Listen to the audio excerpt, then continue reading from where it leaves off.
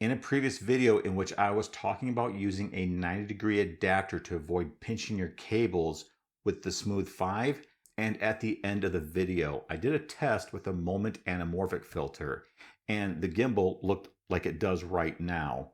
With all the weight on one side, it just won't balance.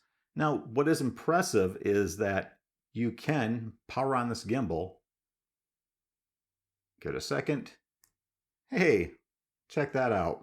For those of us who have been using gimbals for a long time, and we've had to futz around with balancing on all three axes, this is pretty impressive. But as a commenter pointed out, you don't want to work like this.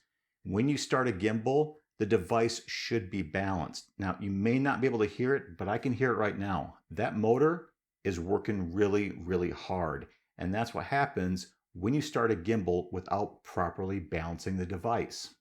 To make a setup like this work, you're going to have to invest in a counterweight. Like this one that I purchased from Ulanzi for just under $20 US. In this specific use case, I have to put on 3 weights. And with 3 weights applied, you can see that I can now balance my device.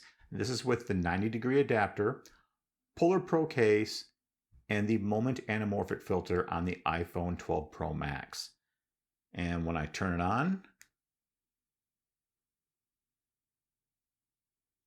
there it goes. And I'm listening, and I don't hear the motor overworking itself. Be mindful of your setup. If you're sitting there and you're not doing anything and you can hear a little humming going on, it probably means that your device was not balanced. You should hear next to nothing, if nothing at all.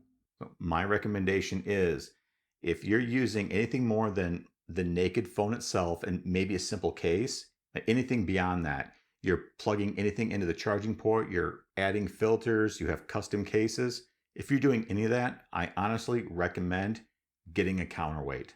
Well, that's all I got for this video. Thanks for tuning in, and I'll see you again next time.